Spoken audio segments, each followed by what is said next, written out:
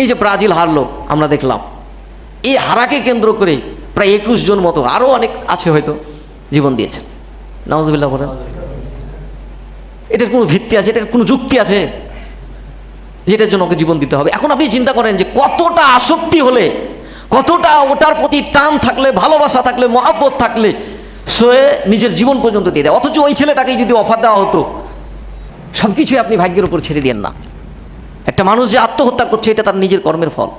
যদি সবই ভাগ্যের ওপরই থাকতো, তাহলে পৃথিবীর বুকে যত লুচ্চা, বাটপার, বদমাই, শয়তান যত রয়েছে, যত প্রকারের চাঁদাবাজি বলেন, সন্ত্রাসী কর্মকাণ্ড, হত্যা, খুন, গুম, জেনা, ব্যভিচার, লুচ্চামি, যত খারাপ কাজ আছে করে, এরকম লোক তো আছে।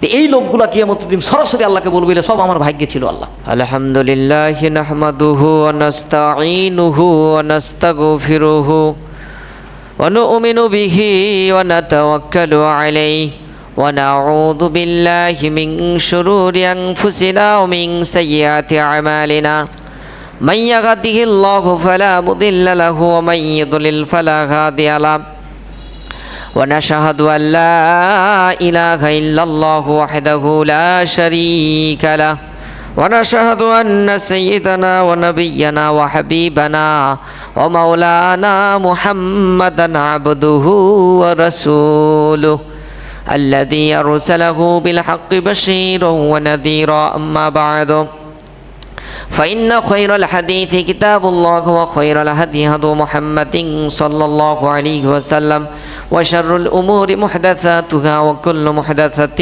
بدعة وكل بدعة ضلالة وكل ضلالة في النار أما بعد أعوذ بالله من الشيطان الرجيم بسم الله الرحمن الرحيم ولا تقتلوا أنفسكم إن الله كان بكم رحيما الحمد لله সমস্ত প্রশংসা, সমস্ত গুণগান আল্লাহ তাআলার জন্য, যে মহান রব্বুল আলামিনের অশেষ দয়ায়, অশেষ রহমতে আমরা জুমার 2 রাকাত ফরজ সালাত আদায় করার লক্ষ্যে মসজিদে আসতে পেরেছি। যে মহান স্রষ্টা আপনাকে, আমাকে, আমাদেরকে কবুল করেছেন, সেই মহান স্রষ্টার প্রতি শুকরিয়া আদায় করছি। সকলেই পড়ছি আলহামদুলিল্লাহ। তারপরে তার প্রিয় হাবিব, সর্বকালের, সর্বযুগের সর্বশ্রেষ্ঠ মহামানব, বিশ্বের মানবতার শান্তির দূত, বিশ্বের বিশ্বস্ত বন্ধু, বিশ্বনবী হযরতে মুহাম্মদুর রাসূলুল্লাহ, আমরা সকলে পড়ছি সাল্লাল্লাহু আলাইহি ওয়াসাল্লাম। সম্মানিত উপস্থিতি, আজকে আমরা আলোচনা করার চেষ্টা করব আত্মহত্যা কি, আত্মহত্যা মানুষ কেন করে, আত্মহত্যা করলে এর পরিণতি কি, আত্মহত্যার ব্যাপারে ইসলাম কি বলে, এই বিষয়গুলির ওপর আমরা সংক্ষিপ্ত সময়ে বিস্তারিতভাবে কোরআন এবং সহিহ হাদিস থেকে জানার চেষ্টা করব ইনশাআল্লাহ। ওমা তাওফিকি ইল্লা বিল্লাহ। সম্মানিত উপস্থিতি, আত্মহত্যার সংজ্ঞা আমরা সবাই জানি। আত্মহত্যা হচ্ছে যে মানুষ, যে প্রাণী নিজেই নিজের জীবনকে শেষ করে দেয়, ঠিক কিনা? নিজেই নিজের জীবনকে হত্যা করে ফেলে, ধ্বংস করে দেয়, শেষ করে দেয়, সেটা কি বলা হয়? আত্মহত্যা। আত্মহত্যা মানুষ কেন করে, কিসের জন্য করে, এটার অনেক কারণ। কোনো একটা ঘটনাকে কেন্দ্র করে যে আত্মহত্যা করে, বিষয়টা মোটেই এমন না। এটার একাধিক কারণ থাকতে পারে, অসংখ্য কারণ থাকতে পারে। যেমন মানুষ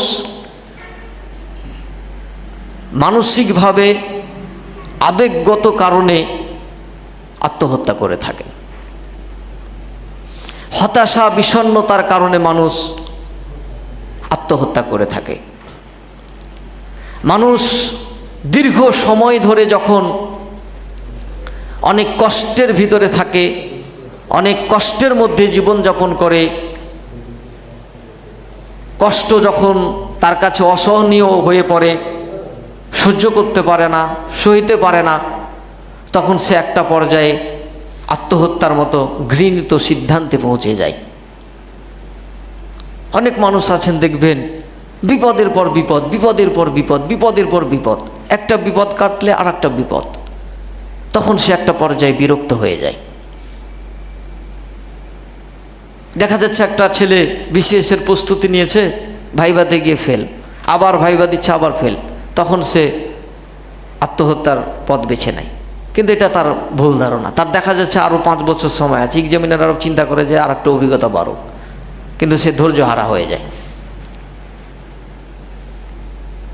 কেউ কাউকে কষ্ট দিয়েছে, রাগিয়েছে, সে কষ্ট পেয়েছে, সে রাগটাকে কন্ট্রোল না করে তাৎক্ষণিকভাবে সে আত্মহত্যার সিদ্ধান্ত নিয়েছে। এই জন্য একটা হাদিসও এসেছে যে লাইসা শাদীদু বিসুরআতি ইন্নামা শাদীদুল্লাযী ইয়ামলিকু নাফসাহু ইনদাল গাদাব। The strong person is not the one who wins in wrestling, rather the strong person is the one who can control himself at the time of anger. এটাকে বলা হয় যে যে ব্যক্তি রাগের সময় নিজেকে সংযত রাখতে পারল সেই ব্যক্তি হচ্ছে প্রকৃত যোদ্ধা। সুবহানাল্লাহ পড়েন। যে কুস্তিতে জিতলো, রাগারাগি করে একজন আরেকজনকে আঘাত করে ফেললো, সে প্রকৃত যোদ্ধা নয়। যে নিজেকে কন্ট্রোল করতে পারলো, ধৈর্য অবলম্বন করতে পারলো, আল্লাহর উপর আস্থা ভরসা রেখে নিজেকে নিয়ন্ত্রণ রাখলো, সেই হচ্ছে প্রকৃত যোদ্ধা। তো বিভিন্নভাবে বিভিন্ন কারণে মানুষ কি আত্মহত্যার পথ বেছে নেয়। পারিবারিক সমস্যা বলেন, অর্থনৈতিক সমস্যা বলেন, কোনো কিছুতে ব্যর্থ, এভাবে আত্মহত্যা করে। দেখা যাচ্ছে আজ একটা ছেলে কোনো মেয়েকে ভালোবেসেছে, পছন্দ হয়েছে, প্রস্তাব দিয়েছে, তার ফ্যামিলি তাকে মেনে নেয়নি, তখন কি করছে? সে আত্মহত্যা পথ বেছে নিচ্ছে। কিন্তু ইয়োর ডিসিশন ইজ 100% রং, আপনার সিদ্ধান্ত ভুল। এই যে আত্মহত্যা আপনি করলেন, আত্মহত্যার পথ আপনি বেছে নিলেন, এটাই কি সকল সমস্যার সমাধান? বরঞ্চ আপনি এই আত্মহত্যা করার কারণে ইহকালও ধ্বংস হলেন, পরকালটাকেও আপনি ধ্বংস করে দিলেন, ঠিক কিনা? তার ভিতরে যে আল্লাহ রাগ দিয়েছেন, জেদ দিয়েছেন, ক্ষোভ দিয়েছেন, সেই রাগ, সেই জেদ সে যদি হালালভাবে, হালাল প্রসেসে, সঠিক পদ্ধতিতে ব্যবহার করে আঘাত হতো, সেই ছেলেটাই সর্বোচ্চ সফলতার জায়গায় পৌঁছে যেত। এরকম ইতিহাসের পাতায় অনেক এক্সাম্পল আছে যে সে চেয়েছে, যাকে পায়নি, দেয়নি, অথচ যার সাথে দিয়েছে সে মাদকের সাথে জড়িত, টেন্ডারবাজের সাথে জড়িত, সন্ত্রাসী কর্মকাণ্ড করে। আর সেই ছেলেটাই এমনভাবে নিজেকে তৈরি করেছে যে ক্যাডারে পরিণত হয়েছে। এইরকমভাবে নিজেকে তৈরি করতে হবে, সারা জীবনও পস্তাবে, ওর পরিবার পস্তাবে। এইটার নাম হচ্ছে প্রকৃত যুবক। কিন্তু আপনি আত্মহত্যা কেন করছেন? কি কারণে? Why brother, I don't understand your thinking. আমি বুঝি না আপনার চিন্তাধারা। এইরকমভাবেই কিন্তু আমরা আজকে ধ্বংসের দিকে চলে যাচ্ছি, যুব সমাজ ধ্বংসের দিকে চলে যাচ্ছে। ভাইরা আমার, এই আত্মহত্যাই আমাদের সকল সমস্যার সমাধান দিতে পারে না, এটা আমাদেরকে মনে রাখতে হবে। এই আত্মহত্যা, যেটা বলছিলাম যে আত্মহত্যা করার কারণ, মানুষ অতিরিক্ত কোনো কিছুর প্রতি যখন আসক্তি হয়ে যায় তখনই মানুষ আত্মহত্যার পথ বেছে নেয়। আমরা সারা জীবন শুনে এসেছি যে কথাটা বললাম যে ছেলে মেয়ের জন্য পাগল হয়ে আত্মহত্যা করে, কিন্তু এখন বিভিন্ন কারণে আত্মহত্যা করে, কিন্তু এখন নতুনভাবে আবার যোগ দিয়েছে খেলাধুলাকে কেন্দ্র করে আত্মহত্যা করছে। নাউজুবিল্লাহ পড়েন। মানুষ এটার প্রতি এতটাই আসক্তি, এই ভাইরাসে এমনভাবে আসক্তি হয়ে পড়েছে, জড়িয়ে পড়েছে, এতটাই তাদের প্রতি মানে ভালোবাসা, তীব্র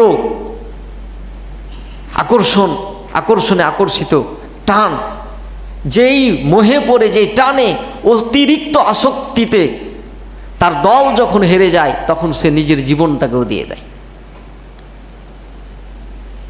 এই যে ব্রাজিল হারলো, আমরা দেখলাম, এই হারাকে কেন্দ্র করে প্রায় 21 জন মতো, আরও অনেক আছে হয়তো, জীবন দিয়েছেন। নাউজুবিল্লাহ বলেন। এটার কোনো ভিত্তি আছে? এটার কোনো যুক্তি আছে যেটার জন্য ওকে জীবন দিতে হবে? এখন আপনি চিন্তা করেন যে কতটা আসক্তি হলে, কতটা ওটার প্রতি টান থাকলে, ভালোবাসা থাকলে, মহাব্বত থাকলে সে নিজের জীবন পর্যন্ত দিয়ে দেয়। অথচ ওই ছেলেটাকেই যদি অফার দেওয়া হতো যে তোমাকে গোটা পৃথিবী দেওয়া হবে, শুধু তোমাকে জীবন দিতে হবে, তোমার জীবনটা আমি চাই, তো বলবো না, আমার পৃথিবীর দরকার না, আমার জীবনটার দরকার। ঠিক কিনা? কিন্তু কত আসক্তি সে, যে সে হেরে গেল, তার দল হেরে গেল, তো মনে করলো ওইও হেরে গেল, তো হেরে গেল, তার কোনো দিন জিতবে না। আরে ভাই, আপনি তো চিন্তা করতে পারেন, এবার জিতেন, সামনে জিতবে, এভাবেও তো নিজেকে সান্ত্বনা দিতে পারেন। সে তার ছেলে মেয়ে, স্ত্রী, সন্তান, পিতা মাতা কারো কথা চিন্তা করে না।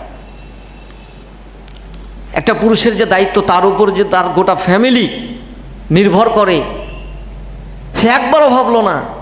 একটা 3 মাসের বাচ্চাকে রেখেছে, কি করলো? সুসাইড করলো। এই খেলাধুলার প্রতি এত আমরা আসক্তি হয়ে পড়েছি। আবার যে আর্জেন্টিনার খেলা হলো, সেদিন তো আপনার কি, আমি একদিনও কিন্তু খেলা দেখিনি, আমি খালি খোঁজ নিয়েছি কে জিতেছে আর কে হেরেছে। কারণ একাটু তো টান থাকবে, আপনাদের যেমন আছে ওইরকম। ইসলাম এটাকে সম্পূর্ণ এই জন্যই তো হারাম করেছে। তো দেখলাম এই যে রিলসগুলো আছে মাঝে মধ্যে, অল্প একটু সময় দিয়েছি, ওর ভিতরে এগুলো দেখছি যে আল্লাহ তোমার কাছে আর কিছু চাই না মাবুদ, আল্লাহ তুমি আমার মনের আশা পূরণ করো। এমন কান্নাকাটি আর দোয়া করছে যে আল্লাহ একটা গোল দাও, আল্লাহ আরেকটা গোল দাও, আর জীবনে আমি আর চাহবো না তোমার কাছে, আমার আর কিছুই চাওয়ার নাই।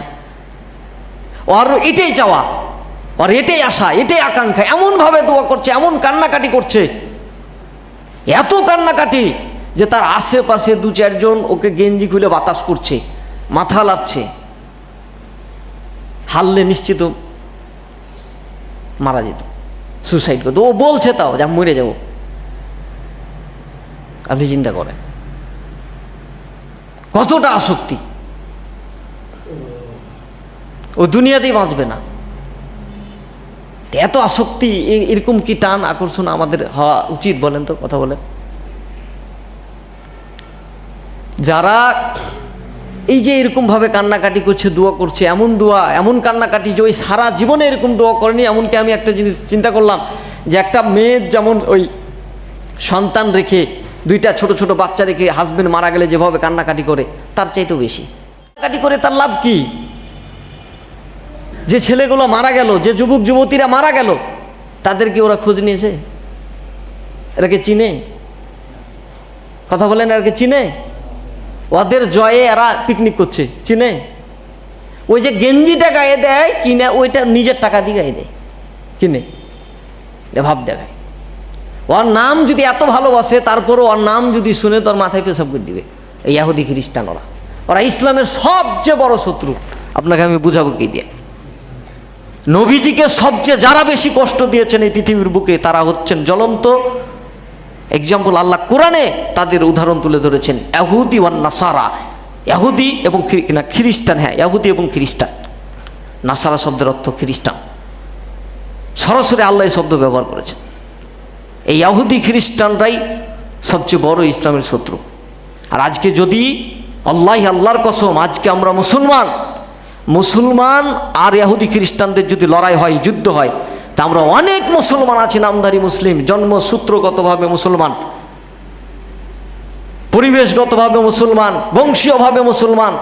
এই অনেক মুসলমান আছে যারা ওদের পক্ষে সাফাই গাইবে, ওদেরকে সাপোর্ট করবে, ওদের পক্ষে দাঁড়িয়ে যাবে, ওদের জন্য দোয়া করবে। তাই ঘটছে।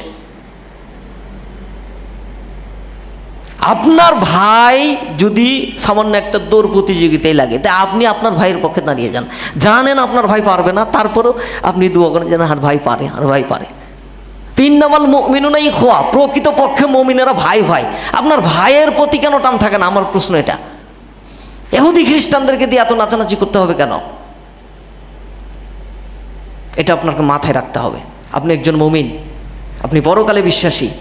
তারা তো পরকালে বিশ্বাসী না, তারা আপনার আমার ধ্বংস চায়, ক্ষতি চায়। আজকে এই অর্থ, এই জিতার মাধ্যমে যে অর্থটা পাবে, এটা তো আপনার ইসরায়েলকে সাপোর্ট করবে। যে ইসরায়েল ফিলিস্তিনের ওপর বারবার জুলুম অত্যাচার করছে, যেভাবে মারছে, এটা আমরা দেখছি। কোনো একটা মুসলিম দেশকে সে ভালো রাখছে না। অটোমেটিক্যালি আপনার ঘৃণা চলে আসবে তাদের প্রতি। কেন তাদের প্রতি টান থাকবে, আকর্ষণ থাকবে? আপনি কিভাবে পাচ্ছেন? আমার প্রশ্নটা এটা, যে কিভাবে সম্ভব? একজন এমনভাবে এমন মন্তব্য করেছে, এত ভালোবাসা, যে নবী মুসার সাথে তুলনা করেছেন। সকলে পড়ি নাউজুবিল্লাহ। যে মুসার মাধ্যমে যেমন ফেরাউনকে আল্লাহ ধ্বংস করেছিল, এই মেসিকে আল্লাহ মুসা হিসাবে পাঠিয়েছেন এই মিশরকে ধ্বংস করার জন্য। নাউজুবিল্লাহ পড়েন। আর ঈমান আছে? ও মরিয়া শান্তি পাবে? কথা বলেন। আর দুনিয়া সিজনুল মুমিন ওয়া জান্নাতুল কাফির। মুমিনদের জন্য দুনিয়া হচ্ছে জেলখানা। মুমিনেরা দুনিয়াতে খুব আনন্দ রং তামাশা করতে পারবে না, খুব সুখ শান্তিতে থাকতে পারবে না। আর ওই ইহুদি খ্রিস্টান কাফেররা, দুনিয়াটাই হবে তাদের জান্নাত। তাদের কাছে দুনিয়াটাই জান্নাত, যার কারণে তারা এত আনন্দ ফুর্তি করতে পারে। সম্মানিত উপস্থিতি, যে কথা বলছিলাম, যে এর প্রতি আসক্তি হয়ে আমরা কি করলাম? আমরা নবী মুসার সাথে তুলনা করে ফেললাম। অথচ নবী মুসা বলেন, পৃথিবীতে যত নবী এসেছেন সেই নবীদেরকে আমাদেরকে জীবনের চেয়ে বেশি ভালোবাসতে হবে। প্রিয় নবীকে আমাদেরকে জীবনের চেয়ে বেশি ভালোবাসতে হবে। এই সমস্ত যুবকদের সামনে যদি নবীদের বিরুদ্ধে কোনো কথা বলা হয়, তো সেই যুবকের রাগ হয় না, ক্ষোভ হয় না। অথচ যদি মেসির বিরুদ্ধে, নেইমারের বিরুদ্ধে কোনো একটা কথা বলা হয়, ওনার রাগ হয়ে যায়। উনি আপনার সাথে কথা বলা বন্ধ করে দেবে, কথা বলা বন্ধ করবে, এমনকি তর্ক বিতর্ক যদি আপনাকে হত্যা পর্যন্ত করবে। তাই ঘটছে, এরকমই করছে। এই জন্য ভাইয়ের আমরা হাদিসের দিকে যাই।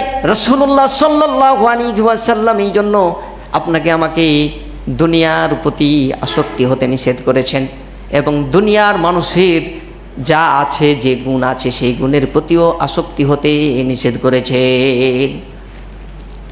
এটি ইবনে মাজাহ শরীফের 4102 নম্বর হাদিস, যে তোমরা দুনিয়ার প্রতি আসক্তি হইও না, অতিরিক্ত আসক্তি হইও না। তোমরা দুনিয়ার মানুষের ওপর, যে আল্লাহ যে গুণ দিয়েছেন, কারো কণ্ঠ সুন্দর করেছেন, কারো চেহারা সুন্দর করেছেন, কারো লেখা সুন্দর করেছেন, কারো পড়াশোনা সুন্দর করেছেন, এক একজনকে এক এক রকম গুণে গুণান্বিত করেছে। এগুলো দেখে, কারো খেলাধুলা সুন্দর করেছেন, এগুলো দেখে তোমরা আকর্ষিত হইও না। এই হাদিসের ওপর যদি আমরা আমল করতাম, তাহলে ওদের প্রতি আমাদের এত ভালোবাসা থাকতো না। সম্মানিত দিনী ভাইরা আমার, কিন্তু আমরা হাদিসকে তো মানি না। হাদিস জাস্ট শুনি, শ্রবণ করি, এইটুকুই, কিন্তু হাদিসের ওপর আমল করি না। নবীজির এই হাদিসকে যদি আমরা গ্রহণ করতাম, তাহলে আজকে আমরা তাদের প্রতি এইরকম আসক্তি হয়ে নিজের জীবনকে ধ্বংসের দিকে ঠেলে দিতাম না। ভাইরা আমার, যারা আজকে তাদেরকে ভালোবেসে তাদের প্রতি আসক্তি হয়ে এইরকম কাজ করছে, তাদের পরিণতি অনেক ভয়ানক। যেমন দেখেন, তাদের পরিণতি সম্পর্কে রাসূলুল্লাহ সাল্লাল্লাহু আলাইহি ওয়াসাল্লামের স্পষ্ট হাদিস, বুখারী শরীফের 3463 নম্বর হাদিস। নবীজি সাল্লাল্লাহু আলাইহি ওয়াসাল্লাম বলেন, এক ব্যক্তি আহত হয়ে কষ্ট সহ্য করতে না পেরে সে নিজেই নিজের হাত কেটে কেটে সে নিজের প্রাণ নষ্ট করে দিল, আত্মহত্যা করলো, নিজেকে ধ্বংস করলো। তখন আল্লাহ তাআলা রব্বুল আলামিন বললেন যে আমার বান্দা নিজের প্রাণের ব্যাপারে নিজেই তাড়াহুড়া করছে, তাই আমি তার জন্য জান্নাতকে কি করে দিলাম? হারাম করে দিলাম। নাউজুবিল্লাহ পড়েন।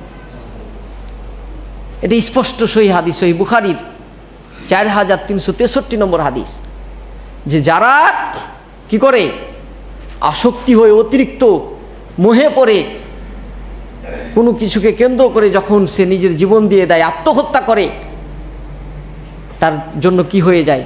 জান্নাত হারাম হয়ে যায়। তো জান্নাত হারাম হয়ে যাবে, জান্নাত থেকে বঞ্চিত হবে, মানে কি জাহান্নামে যাবে, এই কথা যদি চিন্তা করে, তাহলে ও আত্মহত্যা করবে। আবার আমরা অনেকে এইরকম ভুল মন্তব্য করে থাকি, যদিও আমার প্রিয় ভাই, হয়তো আমাদের এরকম অনেকের জানা নাই সেরকম ধর্মীয় জ্ঞান, বা হয়তো সেরকমভাবে আমরা ভাবি না, যার কারণে এই কথাও বলে থাকি যেগুলো আমাদের সব ভাগ্যের ফল, ভাগ্যে লেখা আছে। সব কিছুই আপনি ভাগ্যের উপর ছেড়ে দিয়েন না। একটা মানুষ যে আত্মহত্যা করছে এটা তার নিজের কর্মের ফল। যদি সবই ভাগ্যের ওপরই থাকতো তাহলে পৃথিবীর বুকে যত লুচ্চা বাটপার বদমাইশ শয়তান যত রয়েছে, যত প্রকারের চাঁদাবাজি বলেন, সন্ত্রাসী কর্মকাণ্ড, হত্যা, খুন, গুম, জেনা, ব্যভিচার, লুচ্চামি, যত খারাপ কাজ আছে করে, এরকম লোকও তো আছে।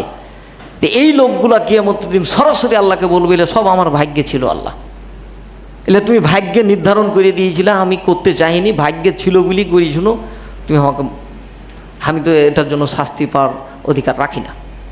সরাসরি এ কথা আল্লাহকে বলবে। তো ভাগ্যেই সব কিছু থাকে না, ভাগ্য মানুষ পরিবর্তন করতে পারে। মানুষকে আল্লাহ নিজের কর্ম করার ক্ষমতা, ভালো এবং মন্দ করার ক্ষমতা, শক্তি আল্লাহ দিয়েছেন, এখতিয়ার দিয়েছেন বলেই কিন্তু জান্নাতের পাশাপাশি কি জাহান্নামও সৃষ্টি করেছেন। ও চাইলে ভালো করতে পারবে, ও চাইলে কি খারাপ করতে পারবে। এখন যে আত্মহত্যা করলো সেটা আমরা, যার ছেলে বা যার মেয়ে বা যার আত্মীয় আত্মহত্যা করে সে কিন্তু একটা পরে যে এটা বলে যে ভাগ্যে ছিল, নাইলে কেন করবে, নিজেকে হয়তো সান্ত্বনা দেয়, কিন্তু তার এটা কর্মের ফসল। নবীজির আর একটা হাদিস যে কেউ যদি আত্মহত্যা করে তো যে জিনিস দিয়ে, সহিহ বুখারীর 5778 নম্বর হাদিস, যে এক ব্যক্তি পাহাড় থেকে যদি পড়ে আত্মহত্যা করে তো জাহান্নামে সে ওই পাহাড় থেকেই পড়তে থাকবে। কোনো ব্যক্তি যদি বিষ খেয়ে আত্মহত্যা করে তো ওই জাহান্নামে সারা জীবন বিষই খেতে থাকবে। কোনো ব্যক্তি যদি লোহা বা কোনো অস্ত্র দ্বারা আত্মহত্যা করে তো ওই নিজেকে ওই লোহা বা অস্ত্র দ্বারাই আঘাত করতে করতে ওই আত্মহত্যা করতে থাকবে। নাউযুবিল্লাহ পড়েন। এটাই তার শাস্তি। মান কাতালা নাফসাহু বিশাইইন উযযিবা বিহি ফি নারি জাহান্নাম, সহিহ বুখারী 6047 নম্বর হাদিস। যে জিনিস দ্বারা যে আত্মহত্যা করলো সেই জিনিস দ্বারাই আল্লাহ তাকে কি করবে, জাহান্নামে শাস্তি দিবেন। তাহলে এত এত শাস্তির কথা বলা হয়েছে, কঠোরভাবে আত্মহত্যাকে আল্লাহ তাআলা নিষেধ করেছেন। একটা মানুষের প্রাণ, অন্য একটা হাদিসে এসেছে যে যদি গোটা পৃথিবী ধ্বংস হয়ে যায় তাও আল্লাহর কাছে পৃথিবী অত মূল্য নয় যতটা মূল্য একজন মুমিনের প্রাণ। সকলে পড়ি সুবহানাল্লাহ। এটা আল্লাহর পক্ষ থেকে, এটা আমানত আল্লাহ বান্দাকে দিয়েছেন। এই আমানত বান্দাকে রক্ষা করতে হবে, সেখানে সে কি করছে, নষ্ট করে দিচ্ছে। সম্মানিত উপস্থিতি, এই জন্য এই সমস্ত চিন্তা চেতনা থেকে, কার্যকলাপ থেকে আমাদেরকে কি করতে হবে, বেঁচে থাকতে হবে। আমাদেরকে ভাবতে হবে যে এই সিদ্ধান্তই আমার সব কিছুর সমাধান এনে দিতে পারে না, সকল সমস্যার সমাধান আমার এই সিদ্ধান্ত করে দিতে পারে না, বরঞ্চ আমি ধ্বংস হয়ে যাব। ভাইয়েরা আমার, আমরা হাদিস থেকে জানলাম, কোরআনে দেখেন কি বলছেন আল্লাহ তাআলা রব্বুল আলামিন, ওয়ালা তাকতুলু আনফুসাকুম ইন্নাল্লাহা কানা বিকুম রহিমা। সুবহানাল্লাহ পড়েন। কিছু সাহাবী যখন কঠিন পরিস্থিতির ভিতরে পড়েছিলেন, কঠিন সংকটের ভিতরে পড়েছিলেন, কঠিন বিপদের ভিতরে পড়েছিলেন, তারাও ধৈর্য হারা হয়ে গিয়েছিলেন, তখন তাদের ভিতরেও এইরকম আশঙ্কা কাজ করছিল, শেষ করে দিব নিজেকে। যখন এইরকম আশঙ্কা কাজ করছিলেন তখনই আল্লাহ তাআলা রব্বুল আলামিন 4 নম্বর সূরা নিসার 29 নম্বর আয়াতটা নাজিল করে জানিয়ে দিলেন, ওয়ালা তাকতুলু আনফুসাকুম ইন্নাল্লাহা কানা বিকুম রহিমা। তোমরা তোমাদের নিজের জীবনকে হত্যা করো না, আত্মহত্যার পথ বেছে নিও না। ইন্নাল্লাহা কানা বিকুম রহিমা, নিশ্চয় আল্লাহ তাআলা তোমাদের উপর দয়া করবেন। সুবহানাল্লাহ বলেন। যে তোমরা কি চাও, তোমরা কিসের জন্য আত্মহত্যার পথ বেছে নিচ্ছ, তোমাদের সেই আশা আকাঙ্ক্ষা, মনের তোমাদের যে চাহিদা সেটা আমি আল্লাহ তাআলা পূরণ করে দেব। সকলে পড়ি সুবহানাল্লাহ।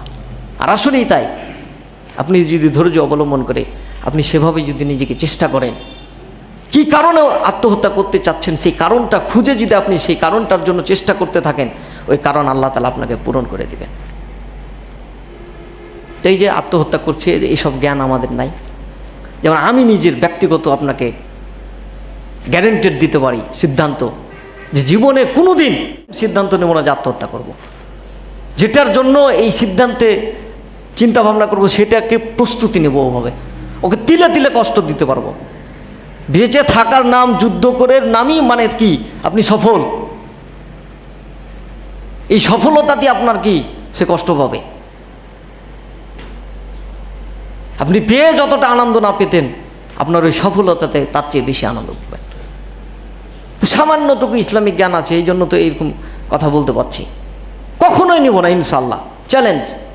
এবং আমি দেখেছি অনেক আলেম ওলামাকেও দেখেছি এ বিষয়ে অটুট। সাধারণত আলেম ওলামাকে দেখবেন, খেয়াল করে আপনি আজকের আলোচনার পর দেখবেন যে এই সুসাইড নামক এই সিদ্ধান্তে ওনারা খুব কম যায়। আমি দেখিনি, খুবই কম। কিন্তু অন্যান্য ডিপার্টমেন্টে দেখবেন খুব তাড়াতাড়ি ও মরে যাবে, না আর বাঁচবে না, ও বাঁচতে চায় না, মনে করছে সব সমস্যা সমাধান হয়ে গেল। তাহলে তো তোমার মুসলমান হয়েও লাভ হলো না, কী লাভ করলেন? সম্মানিত উপস্থিতি, এখানে আমি একটা জিনিসই বোঝাতে চাচ্ছি যে আত্মহত্যা খুবই ডেঞ্জারাস, খুবই ভয়ঙ্কর। এটা আমাদের ক্ষতি ছাড়া ভালো কিছু এনে দিতে পারে না। সুতরাং যারা এরকম সিদ্ধান্তে যান তাদেরকে অনুরোধ করবো, রিকোয়েস্ট থাকবে আমার পক্ষ থেকে যে এরকম সিদ্ধান্ত কখনো নেবেন না। আল্লাহ তুমি আমাদের সকলকে সঠিক বুঝ দান করো। সকলে পড়ি আমিন।